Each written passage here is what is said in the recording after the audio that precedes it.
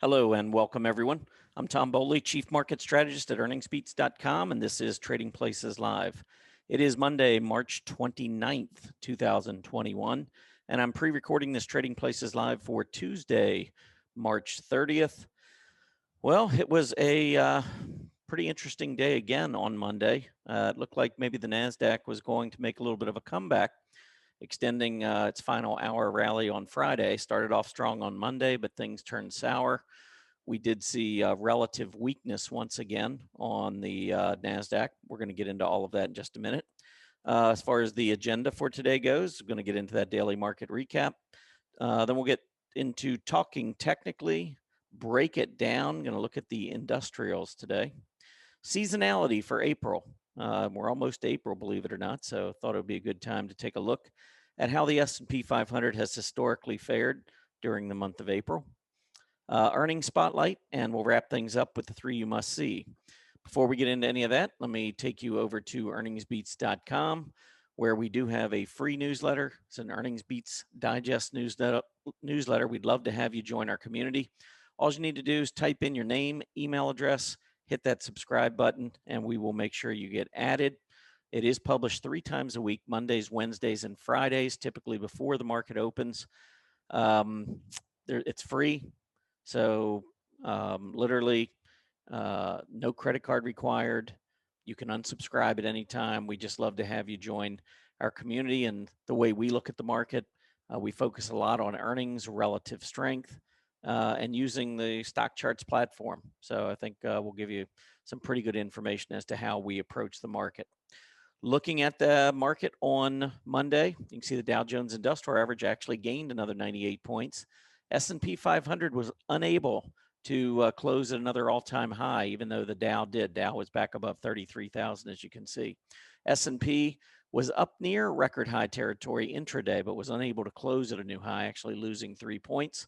NASDAQ, once again, lagging, and you can see from the high back in mid-February to where we are about to close out March, it has been a not-so-good period for the NASDAQ, while the S&P 500 forges to new highs. Same goes for the Dow, not so much for the NASDAQ. So maybe earnings season will kick in, and we'll start to see more of that money rotate towards some of the big tech names on the NASDAQ, but at least for now, that has not been the case. Mid caps and small caps both also took it on the chin. After a couple of strong days, we saw mid caps drop 1.8%, small caps down 2.6%, back down near the 50-day moving average. Overall, I think the uptrend continues everywhere. Now, in the short term, you certainly can argue that the NASDAQ is in a downtrend. I'm not ready to write the NASDAQ off just yet. I think we've got some earnings that will probably change things, at least in my opinion. But hey, maybe I'm wrong. Maybe the market won't care. We're going to find out real soon. Utilities, from a sector perspective, rose more than 1% on Monday. Communication services did the same, rose a little over 1%. Staples, right behind them in third position, rising slightly above 1%. Energy dropped 1.2%. Financials fell almost 1%, down 0.87%. I would say the financials probably were the most surprising to me, given that the 10-year Treasury yield was up. We'll look at that in just a minute. But there was also the fallout from Credit Suisse, talking about their hedge fund related losses that are going to impact their earnings coming up.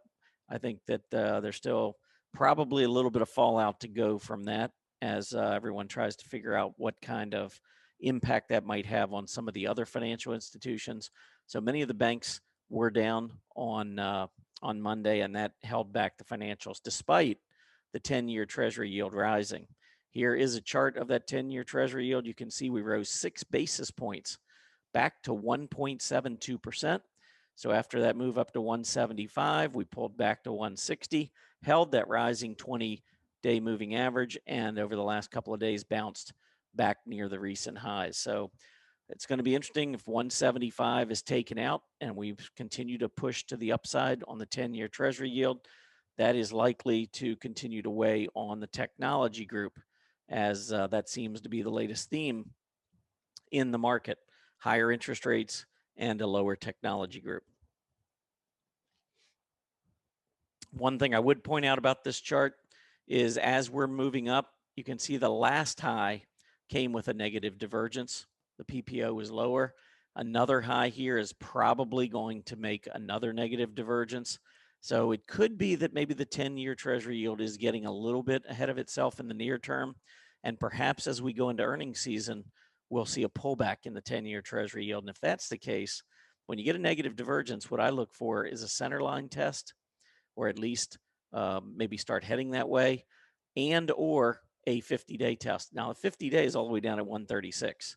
I don't know that we go all the way down there. In fact, what I would suspect might happen is if we do pull back and consolidate for a bit, maybe the yield comes down while the 50-day rises. Maybe we meet somewhere in the middle.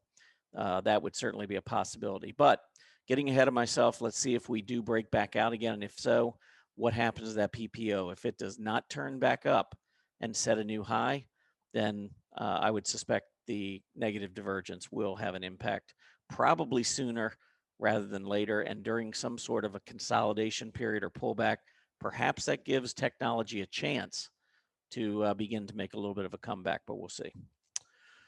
All right, let's keep moving on. So talking technically, wanted to go over a few things. So the first thing, growth versus value. This is something I've been focusing on really throughout the past year and a month since the whole pandemic began. What we've seen is a lot of money rotating towards growth back in 2020. And as we moved into the fourth quarter, things kind of flattened.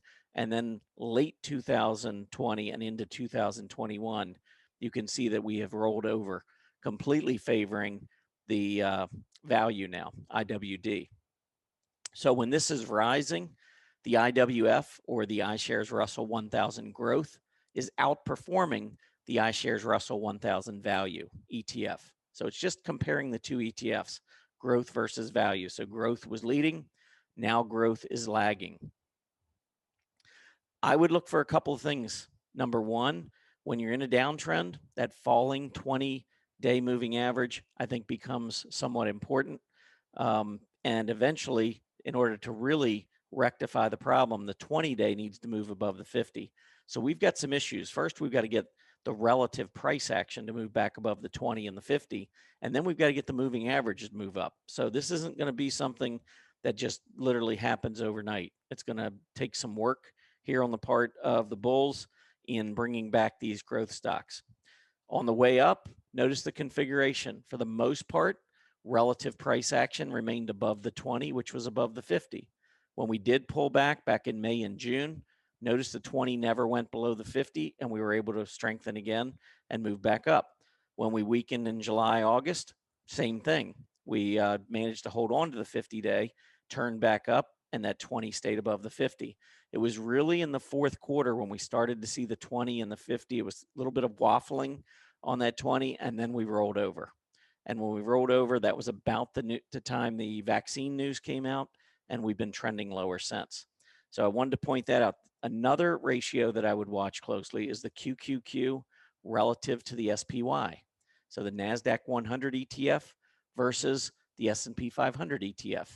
Again, what we saw in 2020 was the NASDAQ leading. We went through this period for about 4 or 5 months, tried to get the breakout at the end of January, early February, and that kind of marked the top.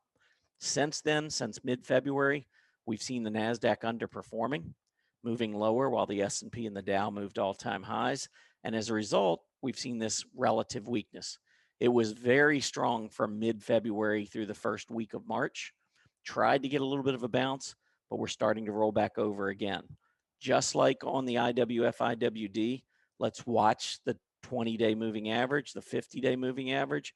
First step is to get back through that 20. Until we can do that, I think this is going to be a chart that's going to continue to struggle, and it's going to be difficult for technology stocks and the NASDAQ in general to outperform. So let's watch these two indices.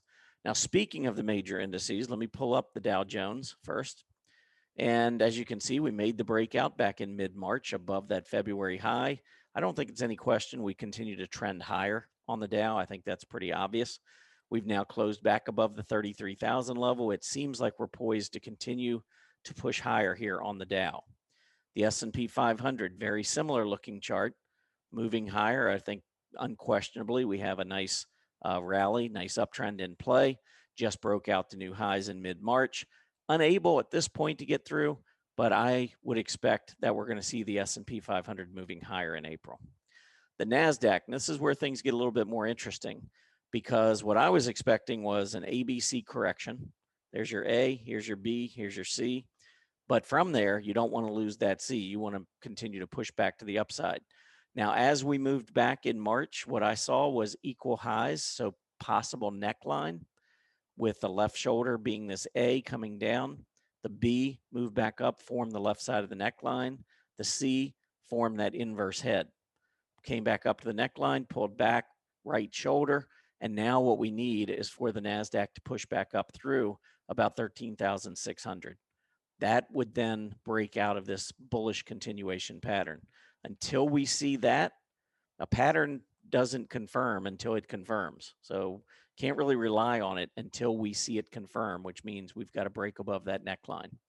In the meantime, and not every pattern, just because you see one, is going to confirm. We could move back down and test this recent low. We could break to another low. Any of that is possible. But I think what we're going through here is very similar to what we went through back in September. And you can see when we topped in September, it was a full really almost 3 months before we were able to break back out again. So mid-February, that would take us to mid-May if we were to follow that same type pattern. Now, earnings are getting ready to come out in a few weeks. I would expect we're going to have a pre-earnings run up, but we'll see. All right, let's keep moving. I want to go into break it down. So what I wanted to do today was take a look at the industrials. And the reason I wanted to take a look at the industrials, first of all, you can see the industrials continuing to trade higher. This is a really nice looking chart on an absolute basis. Notice when we've been pulling back, we're holding that rising 20-day moving average, which is now above the 50. Everything here on this price chart looks really nice. Now, could we pull back, hit the 20-day again? Sure. Could we go back even possibly to the 50-day? It's possible. But I would say overall, this trend remains higher. So I think the odds are much greater that we will continue to push higher, even if we do have short-term selling. So I think industrials are an area that right now really strong. And if we look at it from a relative strength standpoint, here was the industrials back in November and December of 2019. This is before the pandemic. We were moving lower, and you can see it taken out, moved to multi-month lows prior to that February high on the S&P 500. So industrials were already weak when we went into the pandemic. And then, of course, throughout the pandemic, all the way into early May, industrials relative to the S&P 500 were incredibly weak. Then we rebounded, and we have now been in this nice uptrend since May of last year. So we're almost 11 months in to this rally on a relative basis, which is good. Now, one problem is that the industrials have not yet moved above the highs prior to the pandemic. So we still got some work to do there, but when we look down at the absolute chart here at the bottom, that's what I was just looking at just a few minutes ago, you can see that this has been a very, very nice, steady push to the upside. And I suspect even if we do pull back, that this overall uptrend will continue. The bigger question is, do we lead on a relative basis? And undeniably, right now, we are leading. We just broken out to a new relative high. We have not been at this level since January of 2020. So I would suspect we are going to see industrials continue to perform well. So what do you do with that? Well, we like to go into our individual industry groups within the industrials and see how they're doing relative to the S&P. No doubt in my mind, commercial vehicles and trucks are the best and the strongest area within the industrials. Now, we've seen a lot of relative strength, and when we look at the absolute chart, I mean, look at that. I mean, we've been going up and up and up for a long time now. And this was a group that we talked about back in 2020. This wasn't something that we're just now looking at. We've had commercial vehicles and trucks represented in our portfolios for the last few quarters. So overall, I think this remains a very strong group, although a pullback at any time certainly could be in the cards. Other areas, and I'm not going to go through all these, I'll show them to you in a minute with a scan that I ran. but this was a good one. I'll tell you what, defense is starting to recover. Now, I was looking at some of the best groups. I was looking at some groups that were okay or, pretty fairly strong, but not to the level that we saw the commercial vehicles. And then I looked at improving, and I really thought that defense and maybe aerospace, these were two areas within the industrials starting to show some real nice strength. You can see that the relative PPO had dipped all the way down to -5, -6 area, showing awful relative strength, really relative weakness throughout 2020. But since we bottomed to start the year, we're now starting to turn back up in relative strength, and that is quickly moving the relative PPO in the direction we want to see. But we are still below zero. So I would say this is a group that's improving, certainly not out of the woods yet. We could see just a false breakout above the 20 and then right back down again. So you want to be careful. But if you look all the way back here into 2018, you can see how we were moving down, came back up, moved through that 20, looked like the relative strength was picking up and then right back down again. So you've got to be careful when you're looking at a group that has a relative PPO below the center line and where your price action, relative price action, and the 20-day and the 50-day are not configured properly. What you really want to see is the price action above the 20 and the 20 above the 50. And when we get to that point, then we'll start, calling this one of the better areas. So this is an improving area, but certainly not out of the woods. So I go through and I look at all of the groups. And in the industrials, there are 16 industry groups. And so I go through and look at the relative strength chart and try to identify where I want to maybe look for potential stocks. And if you look at, the groups that those couple of groups I just showed you, and then tack on some other areas like heavy construction, building materials and fixtures. Those are both really strong areas. Transportation services has been very strong. I would say that that's still a pretty good area. Business support services, that area has been pretty good. And then, like I said, throw in aerospace with defense as far as improving. And what I did is I put together a scan. Now, the scan that I ran is showing the 7 industry groups within industrials. So when I break it down, I like to look for the areas that are either really strong, have been consistently good, solid, or maybe a couple of areas that are beginning to turn and starting to show some strength, which would be the aerospace and defense. So here are your 7 industry groups that I put on the scan. And then we do a lot of research at Earnings Beats looking for companies that have reported strong earnings. We have over 600 companies now on these 2 chart lists where companies have beaten top and bottom line, not just industrials, all companies, all sectors. Then we have a strong future earnings chart list. So if a company is not on the strong earnings chart lists, but still looks pretty good technically, it'll end up falling onto the strong future earnings chart list. And then finally, raised guidance. These are just companies that have raised guidance over the past few months. So what we do is what we're going to do here with this scan is we're going to look at for any stock that is in any of these 7 groups. That's why you see the or clause. So it can be an aerospace stock, or it could be building materials and fixtures, or it could be commercial vehicles and so forth, all the way down to business support services. So it can be in any of these groups, and it can be on any of these lists. So if there's a stock that's in one of these industry groups and also is on one of our chart lists where we've done a lot of research, then it'll come out on this particular scan. That's what we're trying to do here. All right, so I ran this scan and already got 73 companies. And those 73 companies I just put into a scan results folder, chart list. And then I viewed this chart list in summary form. So it shows me the symbol, the name, of course, the sector, all of these are going to be industrial, the industry group, and then the scooter. And I've got it ranked in terms of scooter order. So from here, now I can look at just, companies that have scooters over a certain level, if that's what I want to do. I could maybe look at the companies that have had the biggest percentage changes to the downside. Maybe some of these are setting up. 11% is a lot, but it's probably a pretty volatile stock. It is. Stock went from $3 to 6.5 in a week. Now came back down today to 461 at the low, but it's pulled back and it made a big breakout on volume. Maybe this is your kind of stock. The breakout occurred at just a little above 450. That would be one level, 460 or so. Today's low, like I said, 461.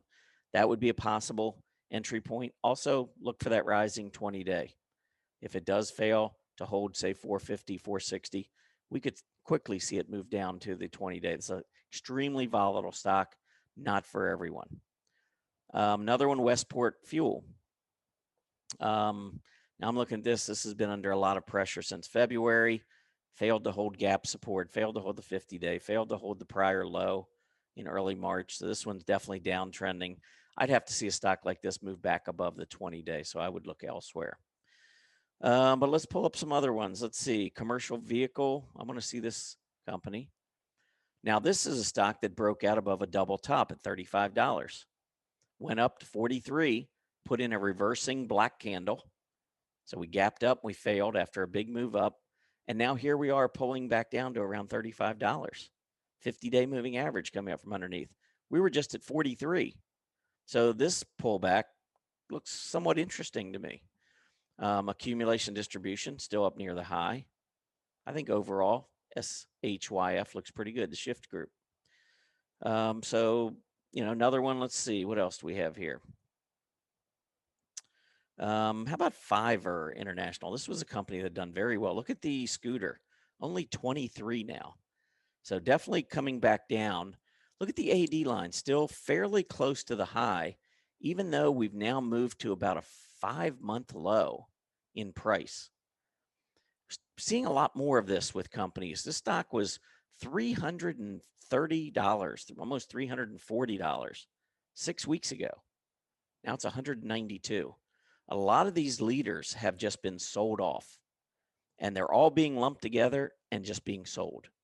So I don't know, what I'm, talking to when I'm talking to our earnings beats members, what I'm looking for from a trading perspective are for these stocks to move back through 20-day moving averages. We can't have an uptrending chart again without first moving through the 20-day. I mean, when you look at the uptrend here, for the most part, Fiverr, FVRR, was trading above its 20-day moving average almost exclusively for a year. We had a couple of periods where we went below it, and then we came right back up above. You can see this is a different configuration now. We've been trading below the 20, which is now below the 50.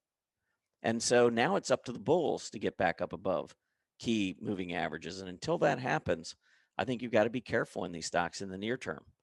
The path of least resistance is down, regardless of, what the accumulation distribution is telling us. There's still, we've got to follow the price action, which right now is not particularly strong. That's probably putting it mildly. It's not strong at all. It's very weak. So we've got to get back through these moving averages to even begin to repair these charts. So from a short-term trading perspective, I would be waiting to see some strength.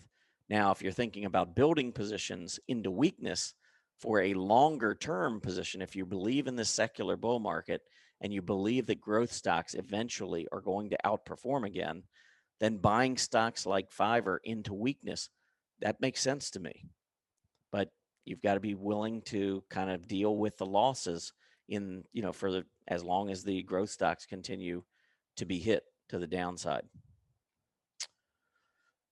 Let's see. So that is essentially how I go about it. I'm going to pull up one aerospace stock. This is Triumph Group. 92.9 is the scooter. So let's see what's going on here. Well, breaking out above the prior highs, pulled back, now back up above the moving average. Again, when you're trending higher, for the most part, you're going to stay above this 20-period moving average, especially when the 20 is above the 50, like we have seen recently. Now, here we came down for 2 days, went right back up above it, nice bullish engulfing candle, and now we're sitting almost right on the 20, 1752. A move just back to the recent high would be a 10% gain. So this is a stock that is in a much better position than, say, Fiverr, trending higher, and you've got at least a stock that's pulled back quite a bit from its recent high. So that's how I would break it down. You look for the sectors that are strong, look within the sectors, look at the industry groups within the sector that are strong, and then look for individual stocks that kind of fit your investing profile and what you're looking for and your strategy. Again, if you're a short-term trader, be careful of stocks on the long side. Be careful of stocks that are trending down and below their moving averages. Can't have an uptrend until those moving averages turn up, the 20 crosses the 50, and price actions above both. That's what you want to see for an uptrend, to ride momentum. Once we have the opposite in play, it's either a position, you're a position trader and you're trying to accumulate while things are weak with the anticipation that the strength is coming. That's a different type of trader than a momentum trader. So you have to understand who it is that you are as a trader and what you're trying to accomplish and what kind of risk you're willing to take. All of that plays into this. All right. Seasonality. Just going to go through this pretty quick. Here are the numbers for the month of April. 1st through the 6th, average S&P annualized return is 31.41%. 7th to the 11th, which typically most months is a profit-taking period, still plus 18.54% annualized return, dating back to 1950 on the 7th to the 11th. All the April 7th through April 11th trading days. That's the results since 1950. 12th to the 18th of April, 41.19%. And then once the earnings start coming out, it's kind of a buy on rumor, sell on news kind of thing. That's how the S&P 500 has been set up. So we get a little bit of profit taking around options expiration. Then we have a little bit of strength again going into the end of the month. Beginning of May starts off very strong as well. And I wouldn't really be overly concerned until we get to about options expiration in May. I think that's, so these next 6 weeks, 7 weeks, potentially could be very good for the market. I think the S&P and Dow goes higher. The big question is, does the NASDAQ outperform? And right now, that's hard to say. Earnings spotlight, really nothing out on Monday. I thought I'd just point out that on Tuesday, we do have Lululemon reporting, Chewy reports, McCormick reports, FactSet data reports, PVH, BlackBerry. Those are all companies that will be reporting on Tuesday. So, Lulu's been one of those that has been trending down. So we want to be a little careful. All right, the 3 you must see. I tell you what, let's look at a couple of these companies that are going to be reporting for earnings. So Lululemon, I think the AD line looks pretty good, even though we've been trending lower. Relative strength starting to strengthen, but we've got to get back through the 50 days. So that's what I'd be looking for there. Chewy, next company that'll be reporting. You can see AD line here pretty strong, even though we've had a big hit to the chart down below. It's in a bear flag though, trading down. You can see this little flag, 87 upside, 75 downside. Really need to break back through that 20-day and get through 87.